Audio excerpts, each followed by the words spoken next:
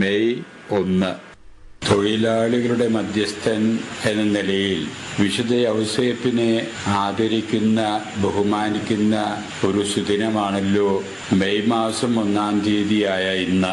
ഇങ്ങനെ ഈ ദിവസത്തിന് ഇത്രയേറെ പ്രാധാന്യവും ശ്രദ്ധയും കൈവരാൻ ഇടവന്നത് 1955 മെയ് മാസം 1-ാം തീയതി അന്ന് തിരുസഭയുടെ അധ്യക്ഷനായിരുന്ന 12-ാം പിയൂസ് മാർപ്പാപ്പ വത്തിക്കാനിൽ സെന്റ് പീറ്റേഴ്സ് ബസിലിക്ക അങ്കണത്തിൽ വന്നുകൂടിയ ജനസമുദ്രത്തോട് ചെയ്ത ഒരു പ്രഖ്യാപനമായിരുന്നു.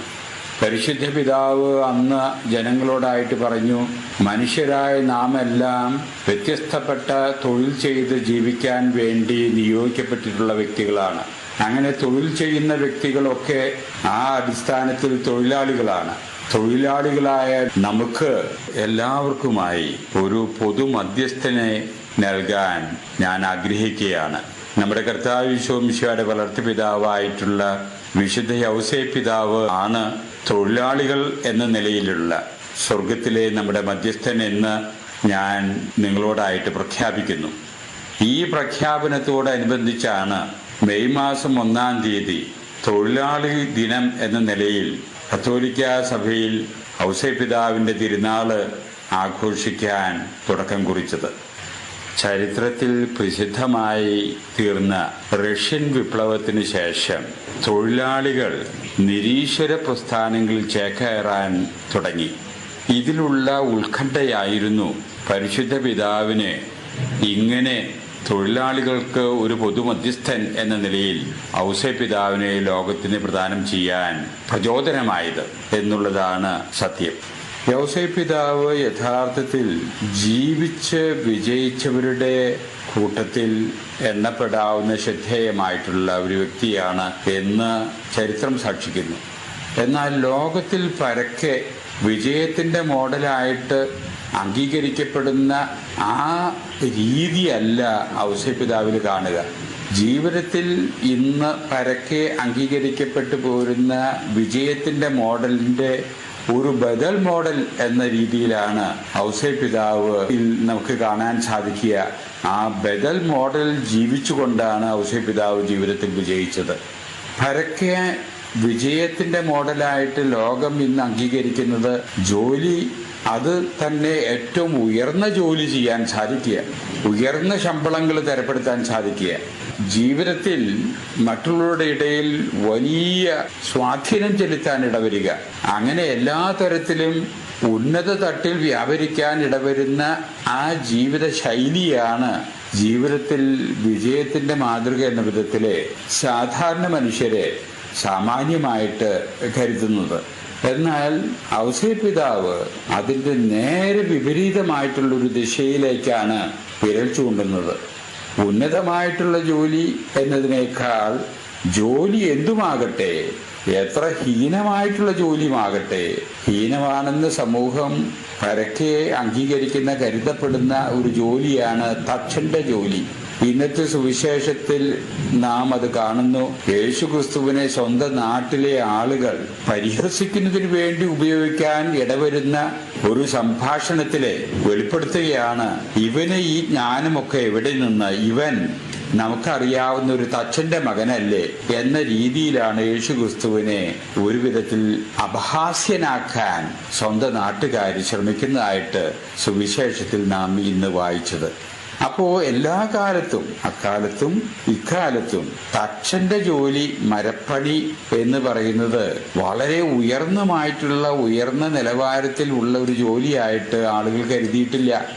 അതുകൊണ്ട് അത്രയും ഹീനമാണ് എന്ന് കരുതുന്ന ആ ജോലി തന്നെ ചെയ്തുകൊണ്ട് ആ ചെയ്യുന്ന വിധത്തിൽ അത് ഉന്നതമായിട്ടുള്ള ആശയങ്ങൾക്ക് ആവിഷ്കരിക്കാൻ സാധിക്കത്തക്ക വിധത്തിൽ അത് ചെയ്യാൻ ഇടവന്നു എന്നുള്ളതാണ് ആ യൗസേപ്പ് പിതാവിൻ്റെ ജീവിതത്തിൻ്റെ വിജയത്തിൻ്റെ മാതൃക.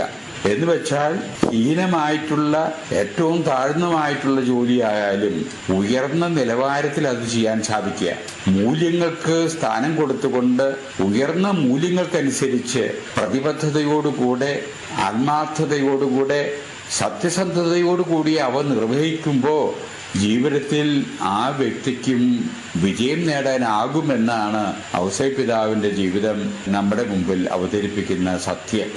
അതുകൊണ്ട് പരക്കെ ഇന്ന് ലോകത്തിൽ അറിയപ്പെടുന്ന വിജയത്തിന്റെ മോഡലിനെ ഒരു ബദൽ മോഡലായിട്ട് ഔസേപ്പ് നമ്മുടെ മുമ്പിൽ നിൽക്കുന്നതായിട്ട് വേണം വിചാരിക്കാൻ. തൊഴിലാളികളുടെ മധ്യസ്ഥൻ എന്ന നിലയ്ക്ക് ഔസേപ്പ് പിതാവിനെ ആദരിക്കുന്ന ഇന്നേ ദിവസം നമ്മുടെ ഭാഗത്തുനിന്ന് ഉണ്ടാകേണ്ടത്, നമ്മൾ ചെയ്യുന്ന ജോലികൾ എന്തുമാകട്ടെ, ആ ചെയ്യുന്ന ജോലികൾ ആത്മാർത്ഥതയോടുകൂടെ, പ്രതിബദ്ധതയോടുകൂടെ, സത്യസന്ധതയോടുകൂടെ അത് നിർവഹിച്ച് ഉന്നത മൂല്യങ്ങൾക്കനുസരിച്ച് ഒരു തരത്തിലും കളങ്കം ഉണ്ടാക്കാൻ ഇടവരാതെ, ഒരു തരത്തിലും അതിനെ മൂല്യങ്ങൾക്ക് ക്ഷതം വരാതെ ജീവിക്കാൻ ഇടവന്നാൽ നമുക്ക് ജീവിതത്തിൽ വിജയം നേടാൻ സാധിക്കും. ഔസേപ്പ് പിതാവ് ജോലിയോടും പ്രതിബദ്ധത കാണിച്ചു, കുടുംബത്തിനോടും പ്രതിബദ്ധത കാണിച്ചു. അങ്ങനെ രണ്ടിനോടും പ്രതിബദ്ധത കാണിക്കുമ്പോൾ ഒരു വിധത്തിൽ സാമ്പത്തികമായിട്ട് വളരെയേറെ ക്ലേശങ്ങളും ഞെരുക്കങ്ങളും അനുഭവിച്ച ഒരു വ്യക്തിയായിരിക്കണം ഔസേപ്പ് പിതാവ്. താൻ ചെയ്യുന്ന ജോലിയിൽ നിന്ന് വളരെ തുച്ഛമായിട്ടുള്ള വരുമാനം, ആ വരുമാനം കൊണ്ട് കുടുംബത്തിൻ്റെതായിട്ടുള്ള ചിലവുകൾ നിർവഹിക്കാൻ ബുദ്ധിമുട്ടുന്ന ഔസേപ്പ്. എന്നാൽ അതേ സമയത്ത് തന്നെ ഒരു തരത്തിലും വളഞ്ഞ വഴി അന്വേഷിക്കാതെ സത്യസന്ധതയോടുകൂടെ നീതിനിഷ്ഠമായിട്ടുള്ള രീതിയിൽ മാത്രം ജീവിക്കാൻ ഇടവരിക എന്ന് ഒരിക്കൽ അത് യഥാർത്ഥത്തിൽ സമൂഹത്തിന്റെ മുമ്പില് ആകർഷണീയത്വം തോന്നാത്ത ഒരു ജീവിത ശൈലിയാണ്. സാമാന്യ രീതിയിലെ ഒരു നിഷ്പ്രഭനായിട്ടുള്ള ഒരു വ്യക്തി, കഴിവില്ലാത്തൊരു വ്യക്തി, തഴയപ്പെട്ട ഒരു വ്യക്തി, ആ വ്യക്തിക്കും ജീവിതത്തിൽ വിജയിക്കാമെന്ന് ഔസേപ്പ് പിതാവ് സ്വന്തം ജീവിതത്തിലൂടെ കാണിച്ചു തരികയാണ്. അതും സാധാരണ ഒരു ജീവിതമല്ല. ഇന്ന് അറിയപ്പെടുന്ന എല്ലാ വിശുദ്ധന്മാരുടെയും ആദ്യ വിശുദ്ധനായിട്ട് പ്രഖ്യാപിക്കപ്പെടാൻ ഇടവരത്തക്ക വിധത്തിലുള്ള വിശുദ്ധിയുടെ വിളനിലമായിട്ട് തീർന്നു. സാക്ഷാൽ യേശുക്രിസ്തുവിന്റെ വളർത്തുപിതാവിന്റെ സ്ഥാനത്തിലേക്ക് അവരോധിതനായിട്ടുള്ള ഒരു മഹാത്മാവായിട്ട് തീർന്നു ഔസേപ്പ് പിതാവ് എന്നുള്ളതാണ് സത്യം. അതുകൊണ്ട് നമ്മെ സംബന്ധിച്ചിടത്തോളം നമ്മുടെ ജീവിത ദർശനങ്ങളാണ് നമ്മളെ വളർത്തുകയോ തളർത്തുകയോ ചെയ്യുക എന്നുള്ള സത്യം ഇന്ന് തിരുനാൾ ആഘോഷിക്കുന്ന ഔസേപ്പ് പിതാവ് നമ്മുടെ മുമ്പിൽ അവതരിപ്പിക്കുന്നതിന്റെ സാരാംശം മനസ്സിലാക്കി ജീവിക്കാൻ ഇടവരട്ടെ.